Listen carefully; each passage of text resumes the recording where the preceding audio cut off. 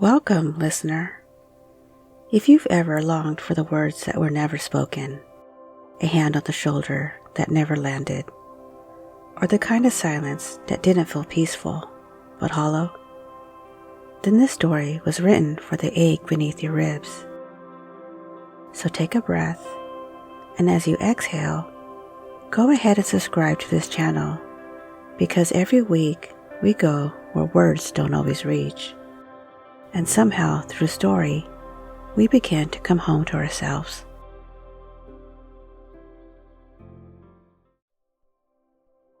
What his father never said. His name was Daniel, 38 winters behind him, and yet there were days he still felt like a little boy standing in an oversized world, waiting for someone to tell him he was doing okay. But the words never came, not from the one man he needed them from the most, his father. A man of few words, even fewer emotions, and Daniel had grown up trying to interpret the silence between them, like decoding fog. Was that nod approval? Was that grunt love? Was that long stare across the dinner table pride or disappointment? You see, sometimes the deepest wounds don't come from what was done, but from what was never said. Daniel remembered being 7, his fingers clumsy around a crayon, drawing a picture of the two of them, he and his father, on a fishing boat like the one in the magazine he had seen. He brought it to him proud, hopeful, eyes wide like windows waiting to be opened. His father barely looked, just said, "Boats cost money." That was it. No. This is nice. No. Thank you. No smile. Just the quiet click of a TV remote, and something inside Daniel folded in on itself, like tucking away the color, the wanting, the soft. And now, 3 decades later, his father was gone.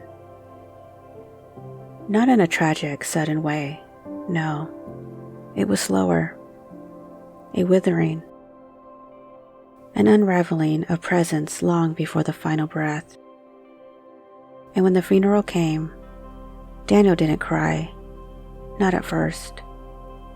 He stood there in his pressed black suit, watching strangers shake his hand and say, "He was a good man. He worked hard. He loved you, you know." But how would he have known? How do you measure love when it has no language? How do you believe in warmth when all you ever felt was weather? Later that night, Daniel found himself alone in the old garage his father used to retreat to. It smelled of oil, wood shavings, and the strange comfort of stillness. He sat on the workbench, ran his fingers across the grainy surface, and something about the silence wrapped around him like memory. That's when it came. Not all at once, but like the mist that slowly soaks in the skin. Grief. Not just for the man who died, but for the boy who never got to hear, "I'm proud of you. You're not weak for needing love. You are more than enough." So Daniel let himself cry. Not pretty tears, but the kind that rise from places too deep to name. The kind that come from something ancient and aching finally gets a voice. And through the tears, he whispered out loud, "You should have said something." His voice cracked. "But you didn't, and I needed you to."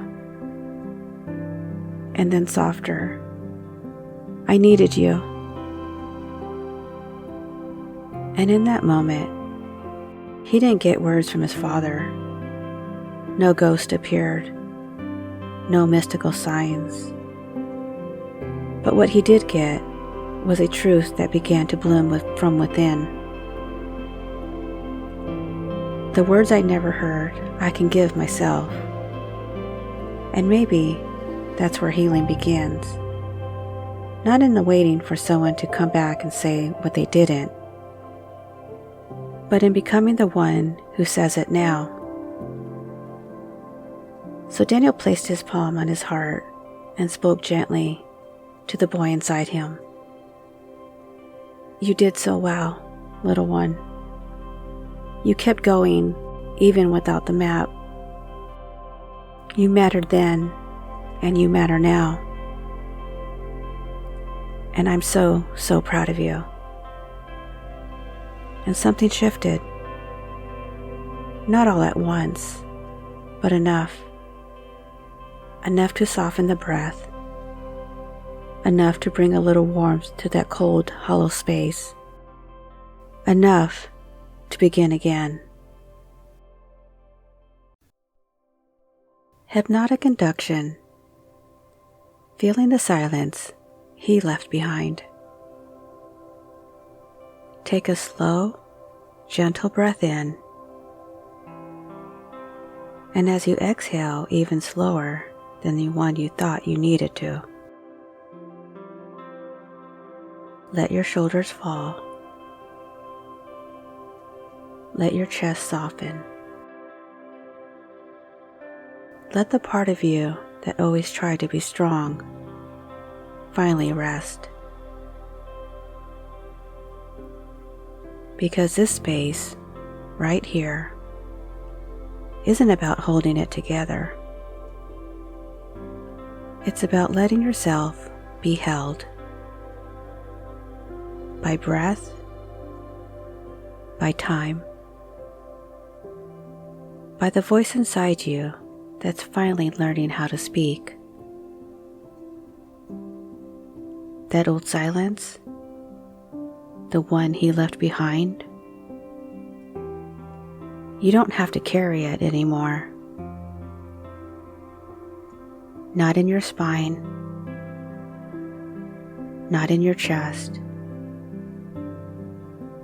not in the way you keep bracing for disappointment.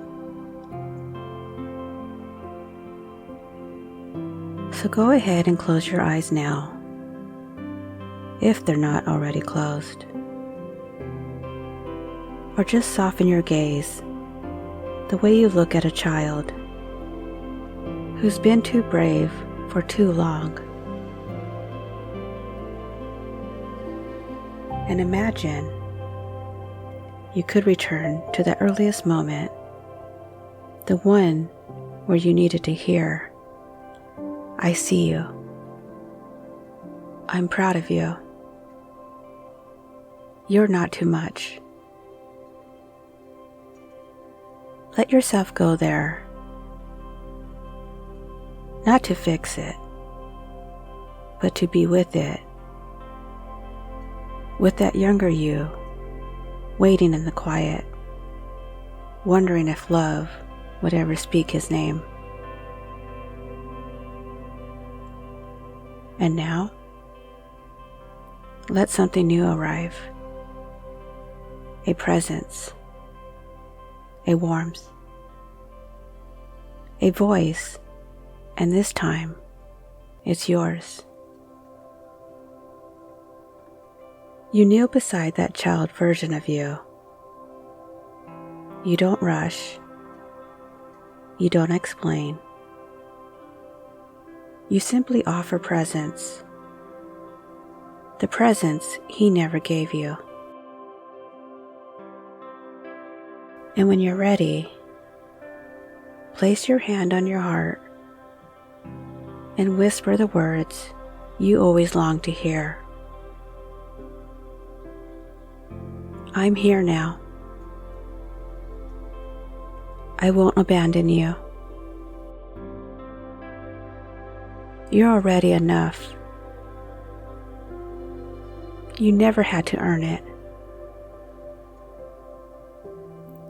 And maybe, just maybe, as you speak these words you begin to feel something shift.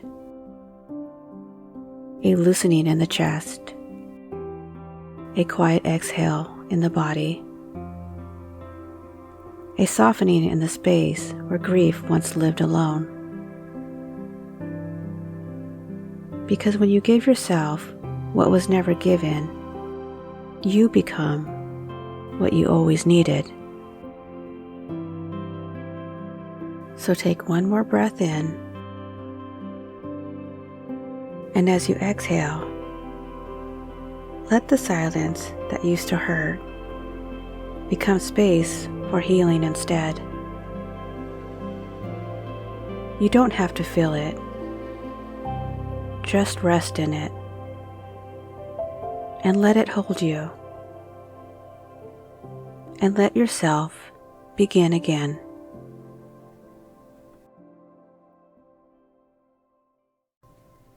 So here are the key meanings of the story. Number 1, the pain of emotional absence can be more wounding than physical absence. While Daniel's father was physically present, his emotional distance created a silent wound. The story reveals how what wasn't said, the lack of affection, praise, or emotional attunement, can leave just as lasting an imprint as overt abuse. Number 2, grief isn't just for death, it's for what was never received. Daniel isn't only grieving the loss of his father's life, he's grieving the absence of connection, the missing words, the touch that never came. The story validates that real grief of emotional neglect, which is often dismissed or minimized. Number 3, inner reparenting is a path to healing. By the end, Daniel doesn't receive healing from his father, but from himself. He learns to speak the words he always needed to hear. This reflects the powerful psychological process of inner reparenting, becoming the loving, attuned parent you never had. Number 4, men carry generational emotional silence. The story highlights the way many men, especially in older generations, were never taught how to express emotion, and how this silence gets passed down like an invisible inheritance. It suggests that healing requires breaking the cycle through emotional literacy and self-compassion. Number 5, self-worth cannot be built from external approval alone. Daniel waited for his father's recognition to validate his worth, but healing comes when he realized, the words I never heard, I can give to myself. This affirms the idea that self-worth must come from within, especially when others fail to offer it. Number 6, the journey from longing to wholeness begins with witnessing. When Daniel finally allows himself to cry in the garage, he stops pushing the grief down and starts witnessing it. The act of self-witnessing, of saying, yes, this hurt, and I mattered, is the doorway to healing. And number 7, the silence can be transformed. Instead of carrying the silence as shame, Daniel learned to transform it into space for new language, new beliefs, and self-compassion. The story invites the listener to stop defining themselves by what was missing, and instead begin shaping a life from what they now choose to give. And if there's something your father never said to you, maybe it's time you said it to yourself, because waiting for love shouldn't be a lifelong sentence, especially when you can offer yourself the very words that once felt out of reach. And if you'd like a personal story like this, crafted for the ache only you can name, email me at RondasHypnoticStories@gmail.com, and that's a Rhonda without an H. And if this story moves something in you, subscribe now, because the journey inward doesn't have to be lonely. You belong here, and your story matters. Until next time, be well.